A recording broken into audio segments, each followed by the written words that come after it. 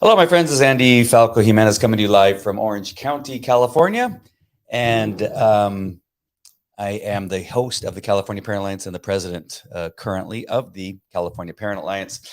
And wow, there is this is never ending what we are going to be fighting in our schools. I heard today through a few sources online that somewhere in the neighborhood of over a million, I think it was 1.4 million. I mean, I don't have the number exactly, but I know it's over a million students have left the public school system over the last couple years. And I just recently heard, additionally to that, that there are a number of children that we being the United States of America, cannot find out what happened to a number of children. So apparently you could track the kids that left and went to a private school. You could track kids that left and went to homeschooling and that kind of stuff. You could find them somewhere listed on, I guess, an attendance roster somewhere. But there are hundreds of thousands of kids that they have no idea what happened to them. They don't know what they're doing for education. They don't know where they went. They may have gone to other countries for all we know. But I wouldn't be surprised if another million children between now and the next school year left the public school system. Again, I feel like I've had to explain this a few times. Well, Andy, if you dislike the public school system so badly, why don't you homeschool your kids? When am I going to homeschool my kids? We tried homeschooling our kids. My ex-wife did actually, and it didn't go that well. And this particularly me and her, are not school teachers. We have other skills and other things that we can do. I'm very good at training dogs. I can do podcasting, that kind of stuff. But teaching 2 elementary school age children, a junior high school student, and 2 high school children. That's how many kids we have currently in the public school system. 2 in elementary, 1 in junior high, and 2 in high school. And between my wife and I, we have talked about this several times. When would we be able to do this? How would we be able to not only do the schooling, but run our businesses, do the things that we do to keep a roof over our heads, to keep gas in the car? As you know, gas is extremely expensive here in California. It's close to $7 a gallon. Not to mention how much it costs to eat and feed these 5 children. When are we supposed to do that? In addition to having the patience, in addition to all the other things we have to do. So if we had 1 kid, we could possibly do it, but 5 kids, I just don't know. And again, we have some here. We're fortunate in the Placentia Yorba Linda Unified School District that most of the teachers are excellent and do a really good job. And so when they are in school and being taught by the correct teachers, the right teachers that are really interested in educating our kids, it goes really well. What we're fighting against mostly is the state. What we're fighting against mostly is the federal government.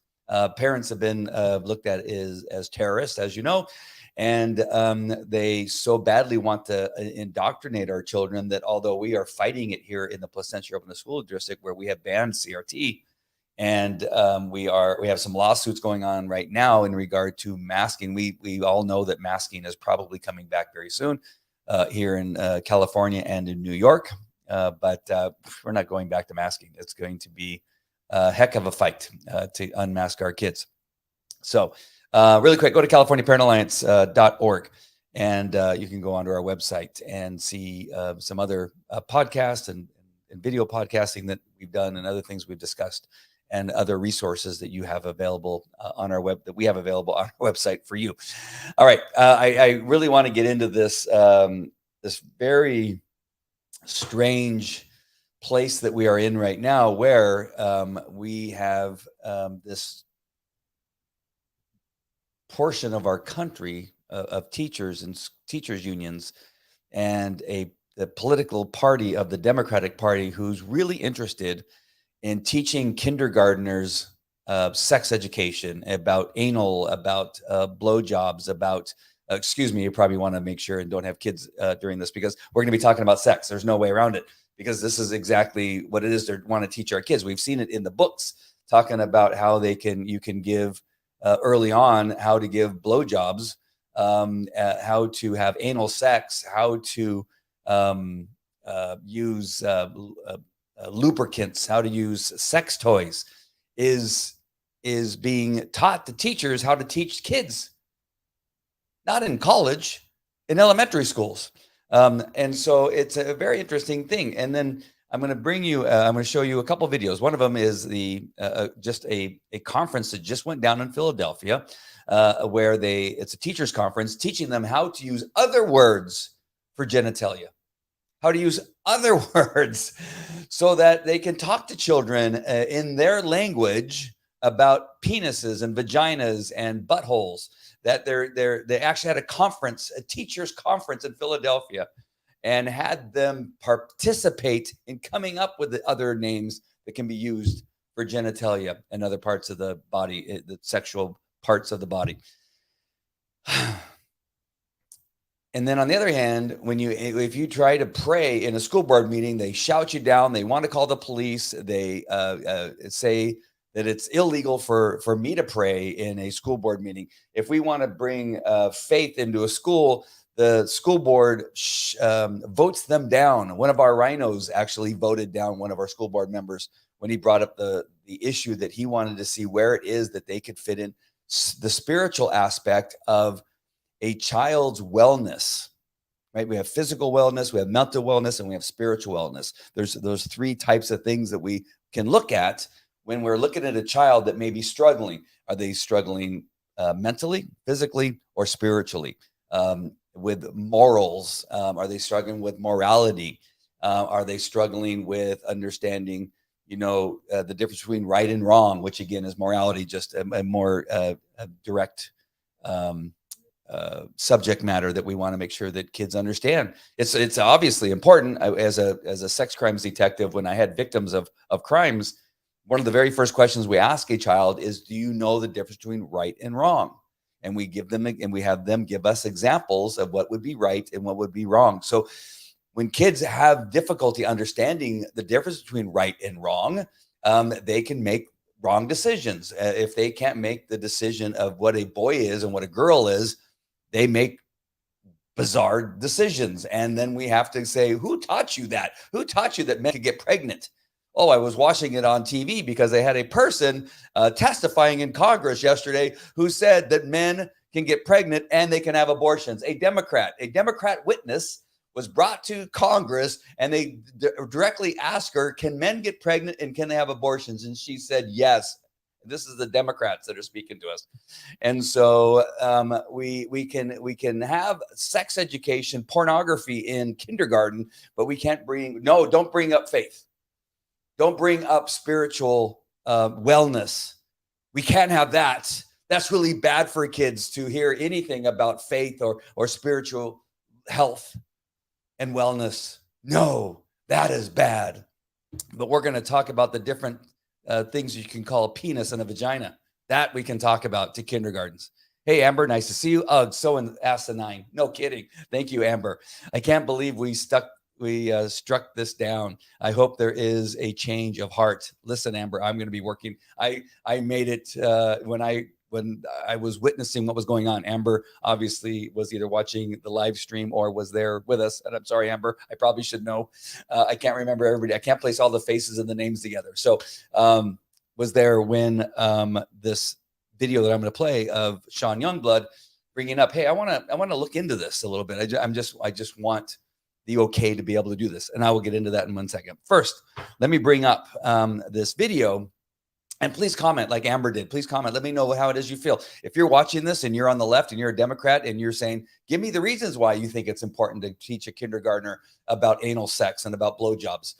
Tell me why you think that that's okay. And then also tell me why bringing faith into the school, no matter what faith. I'm not saying Christianity.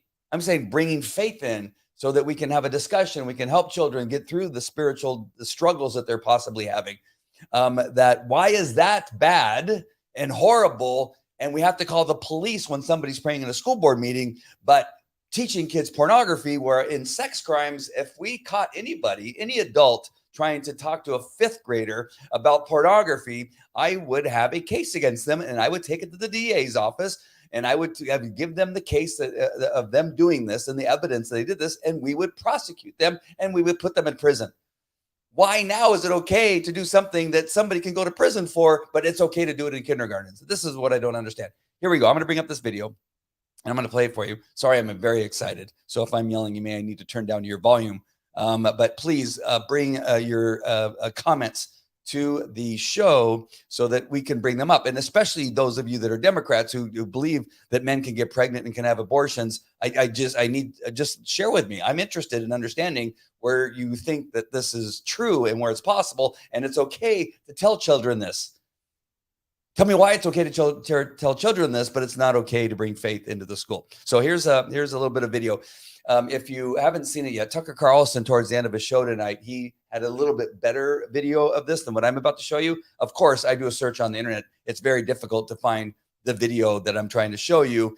I had to go to Facebook to find a little portion of one from another gentleman's show. And so I'll bring that up right now and I'll make it large. But here is, I want to make sure. Let me see if I can cover this page a little bit better so we don't have a, there we go. Almost there. There we go. All right.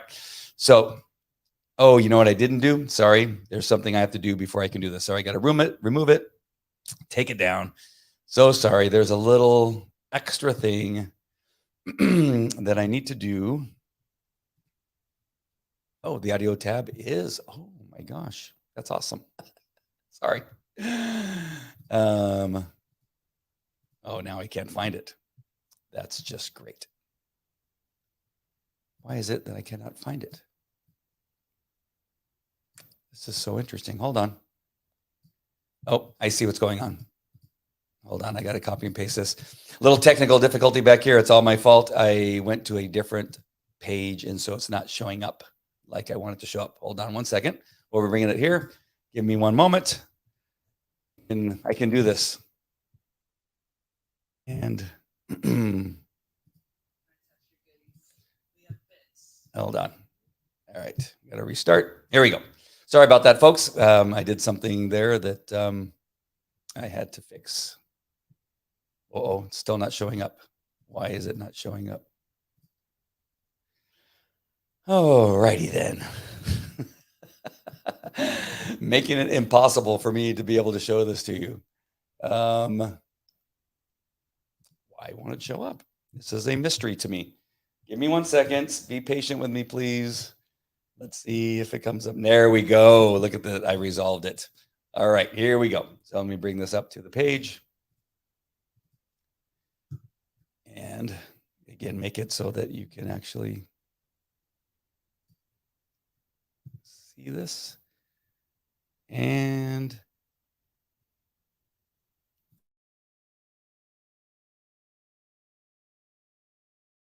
can I touch your goodies?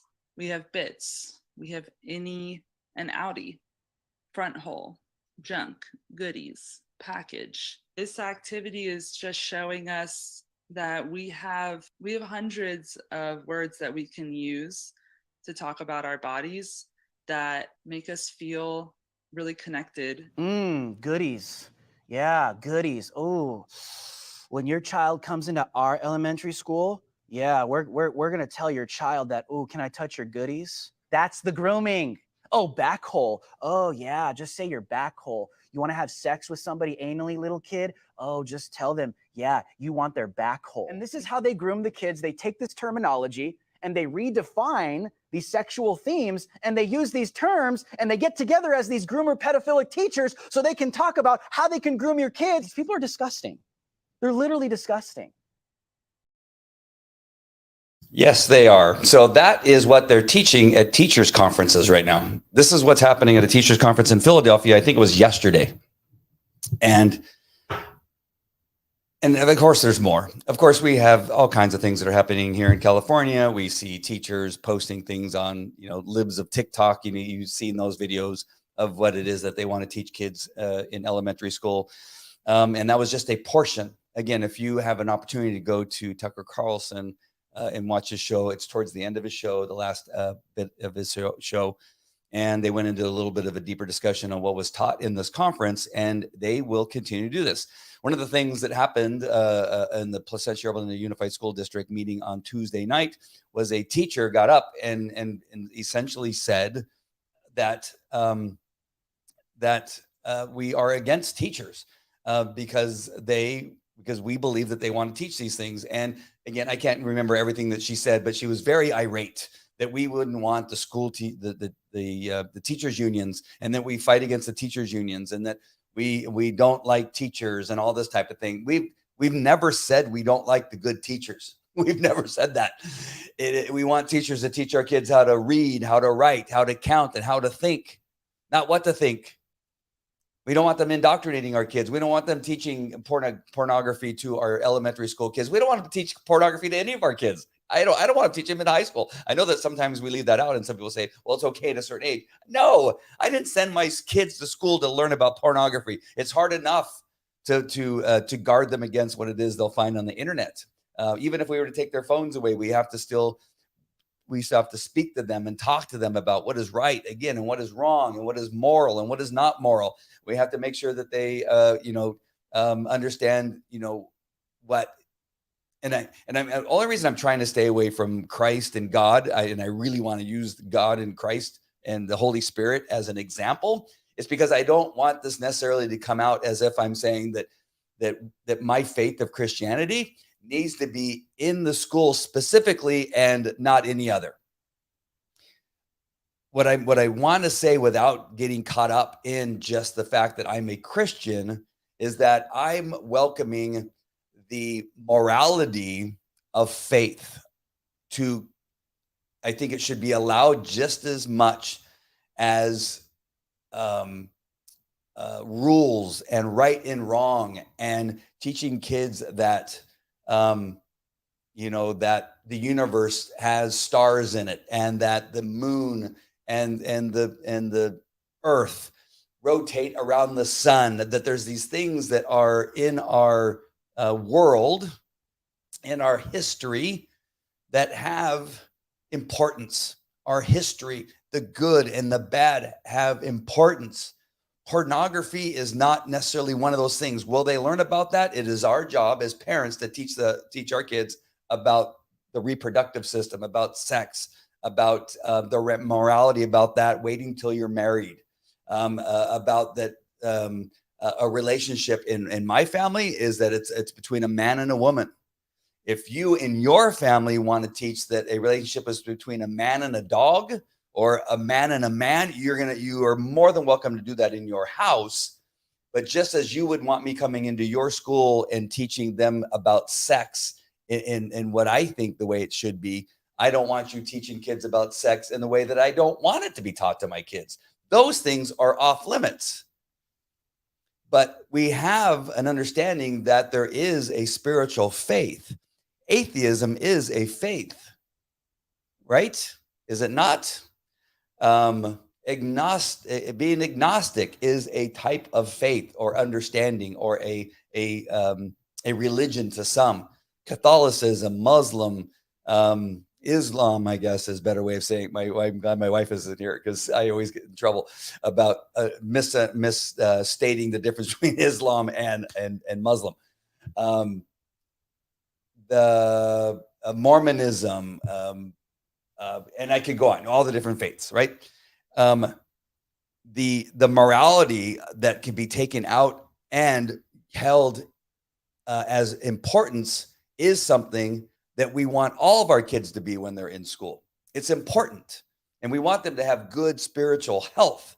And so when that is done correctly, where a student can honor their faith by praying before they eat their lunch, that should be honored, because they're honoring their spiritual health.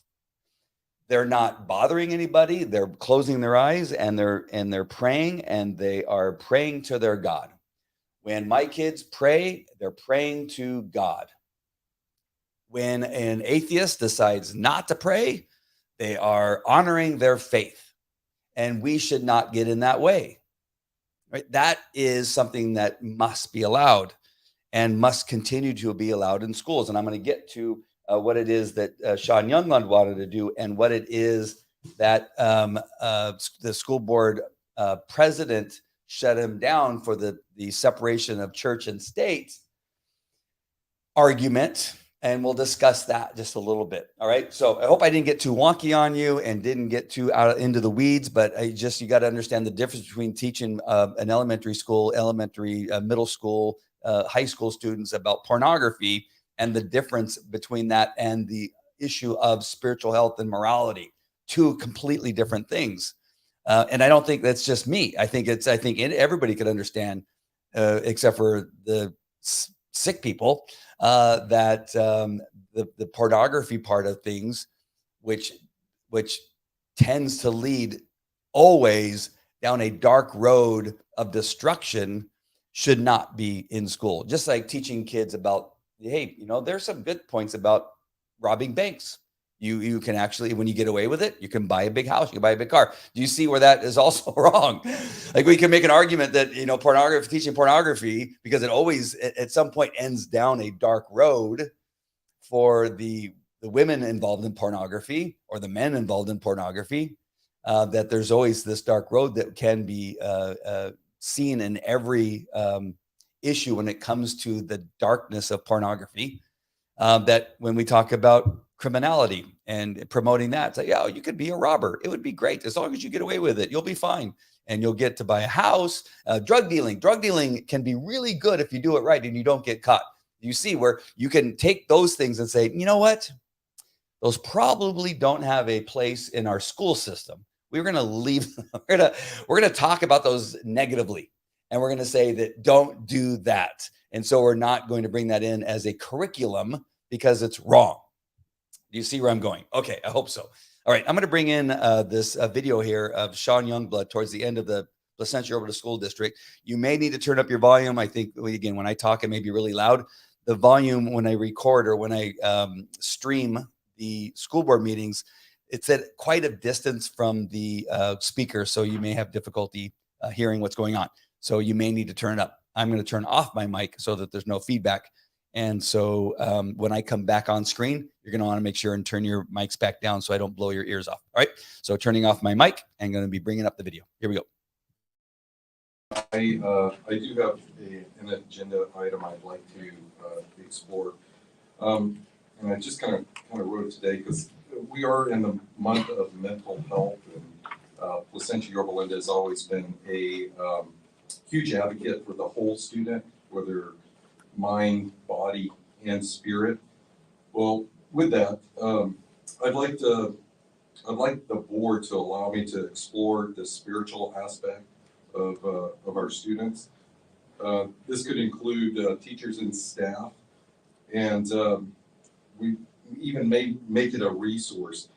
I would like to spearhead the research, and I would like parents to contact me with ideas and information in which I could organize and present to the board at a later date to be determined. The whole movement, I guess you'd say, the whole what's the word I'm looking for here? The whole child, exactly. This wouldn't be a standalone program, but it would provide a needed resource for those staff, teachers, and students that would like to support their faith and spirituality. I think it's very important during this time, especially because mental health, obviously entails spirit, whether it be faith-based or not. And I think it would be an area in which I think we could definitely help all of our families. That might be difficult because there's a separation of church and state with public schools, and we wouldn't be able to do anything with religion. This wouldn't be like religion based. It would be spirituality, whether it be any form of their faith. They would have resources in order to go that direction. I think it really encompasses the mental health, because with all these other things that we talk about with mental health, faith and spirit is one of them. So I think we as a board should be proactive in order to complete this and give that ability to not just the students, but to our staff and our teachers as well. So I think people's faith in their beliefs is incredibly important, but in a public school, it's not appropriate. That would need to be outside of school, something outside. would it be something in which we could? I also think there's a lot of, like I went to Club Rush, and there's a lot of clubs that are spiritually based, and I think that's a better. That's where it can happen. Yeah, And the students can pick that. All right. So I know it's difficult to hear it. I'm so sorry, but all Mr. Youngblood, I wanted to call him Sean. Mr. Youngblood was trying to do was to explore the possibility of adding to what would be a resource for children to look to their spirituality to help them with the struggles that they are going through, because it has been a rough couple years in the public school system. And if we were to do a whole to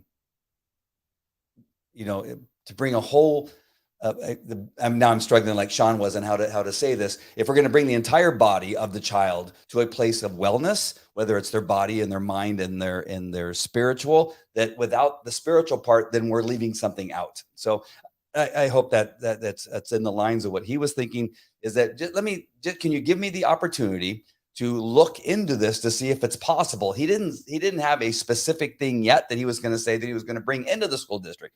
He just wanted the opportunity to look into the possibilities of seeing where this could be done without it violating any type of law or Supreme Court, findings and opinions.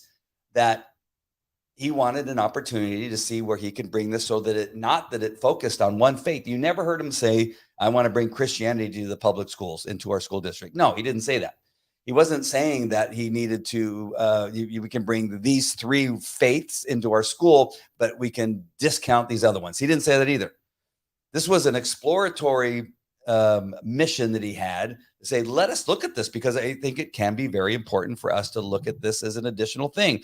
We have recess for the kids so that they're out there exercising. We have PE for that very reason. Children need to not only be sitting in the classroom and learning, but they also need break time to get away from sitting and learning, to exercise their bodies, so that more learning can be done and better health while they're learning can be achieved during their time at school. We all know that this has been a very important thing. As they get into middle school, there's more exercise, there's sports, and they get into high school, there's a high level of sports and activities, and there's a really good balance between all those things.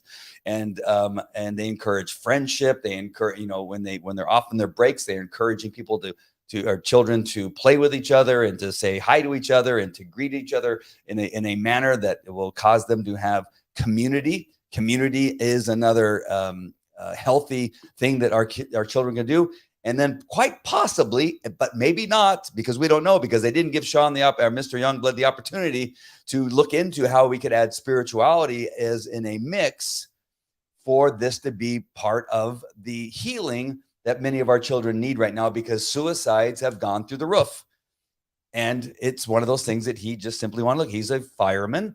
And he's always interested in saving lives and helping our children, and I respect him for doing that. But no, you saw right away that Buck, of course, doesn't want to listen to anything when it comes to something that the conservative might want on the board, and goes straight to the argument that's their separation of church and state. Now, in relationship to that particular statement, all of us that are educated, the Democrats don't seem to know it, and a lot of people that are on TV don't seem to know it, but there's nothing in the Constitution that says there needs to be a separation of church and state. It was a comment that I believe it was Jefferson in a letter wrote, or some, one of the founding fathers wrote, and it didn't mean what they're saying that it means. It doesn't mean that, that you can't talk about faith in our government and or necessarily in our public schools. At least the children can't. That's not what it means. It doesn't mean that we can't pray before a Congress, or you can't, I don't know. I'm trying to think of all different ways you can bring religion into the government. Have a cross in your logo. That's not what it means. And I'm going to read from a paper here so that I get it correctly. It means separation of church and state means that the government cannot exercise its authority in establishing a national faith or a national religion.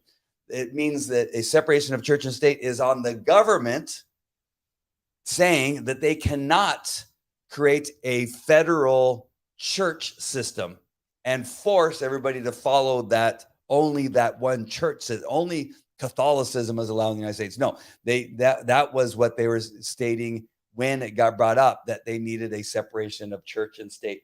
I think I have it here. Let me just see if I have it.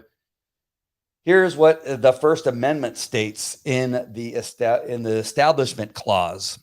And so this is what it says. Congress shall make no law respecting an establishment of religion or prohibiting the free exercise thereof.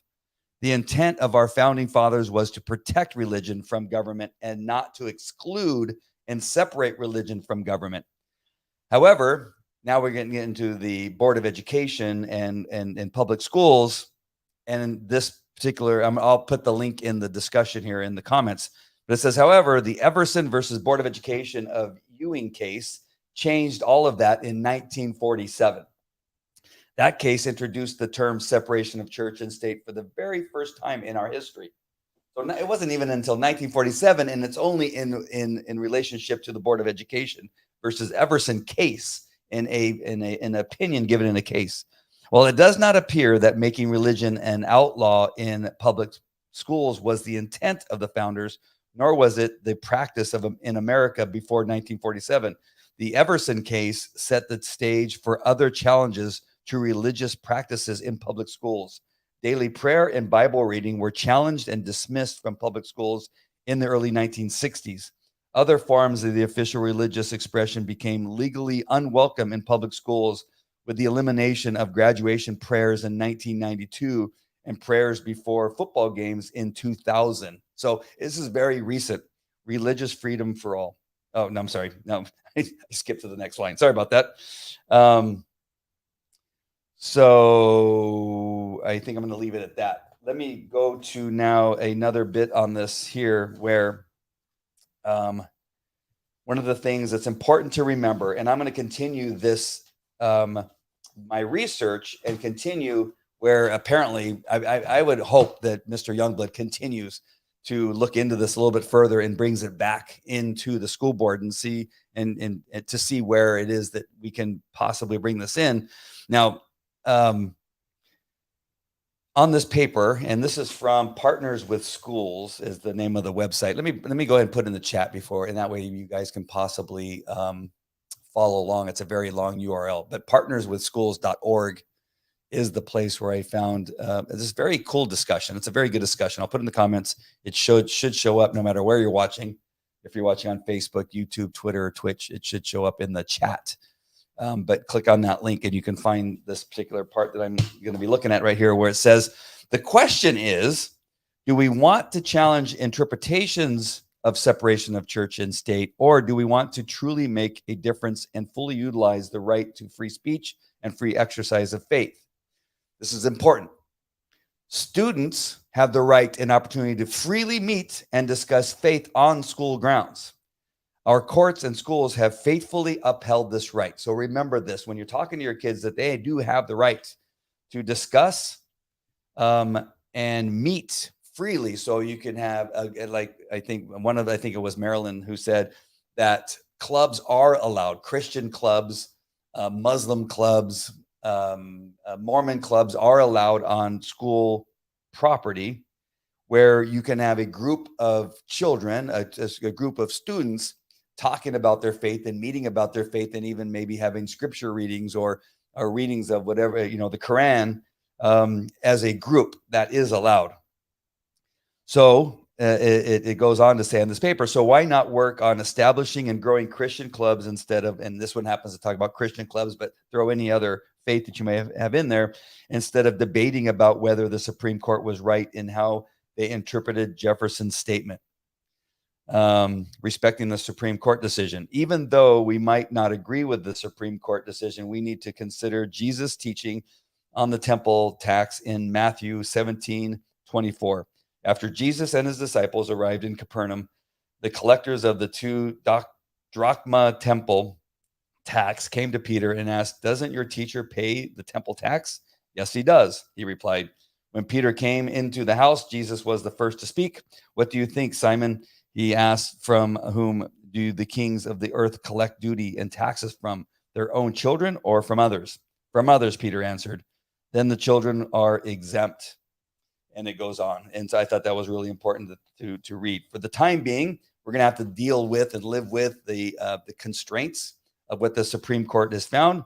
But remember that it is only right now against that opinion or that established Supreme Court decision that teachers and employees of the school and the school district cannot pray or tell children they have to pray or bring in a religious bent into a school curriculum. Now, again, I go back now to, well, they can bring in pornography. That's okay.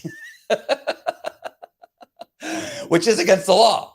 It is against the law to teach 5-year-olds and show them pictures of penises and vaginas. It is. Outside the school it is.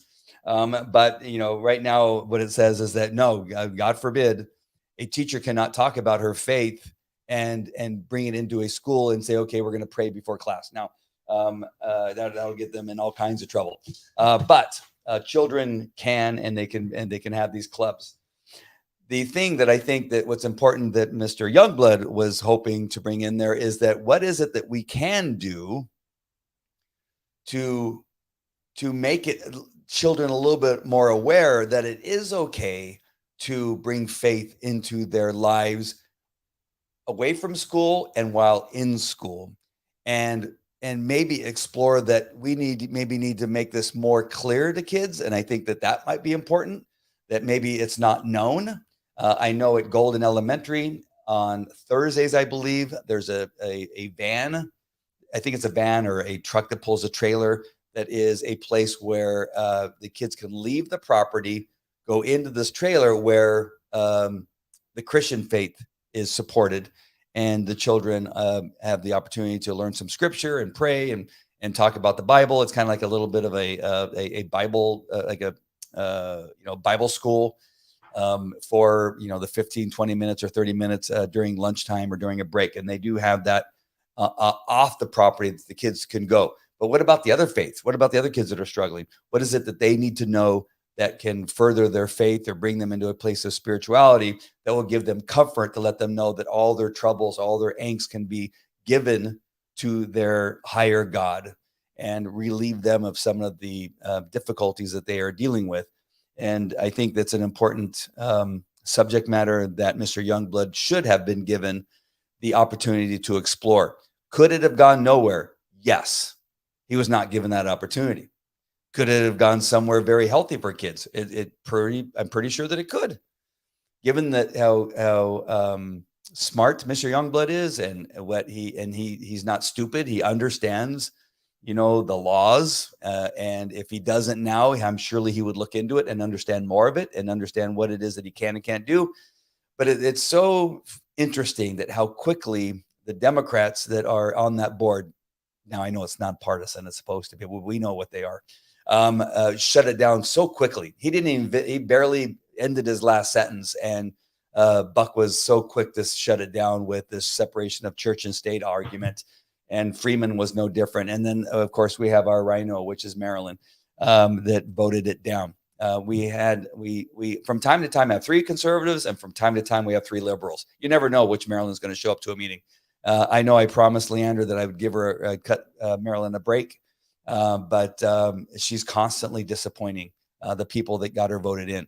her constituents who voted her into the onto the school board, that she really could not seem to understand what it is that what her constituents want and why she got voted into that position.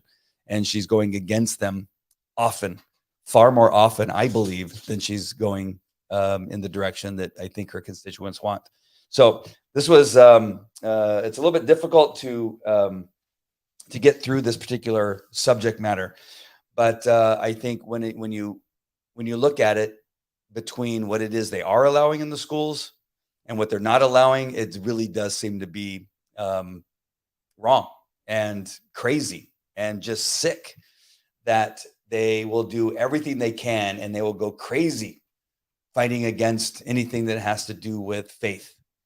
That the liberals and the Democrats and I don't know what else you call the others, that they will go so mad that they become red-faced and their veins sticking out of their neck. And like the teacher that was just off her rocker the other night when she got up to speak about nonsense.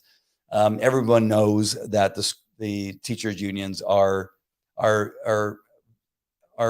essentially the enemy of the parents and the children in our schools. And there's not a person that knows it. Even the Democrats know that, and they like it. They like that the teachers union is fighting against the common enemy of parents and children. So the Democrats love that. But again, it's not that they don't know. They're not that stupid. They're pretty stupid, but they're not that stupid.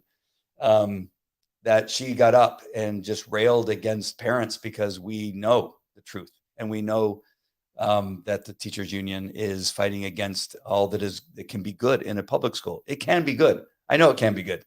And we just need to continue to fight. So again, sorry for the wonkiness in this, but it needed to be brought up because we have way too much happening right now.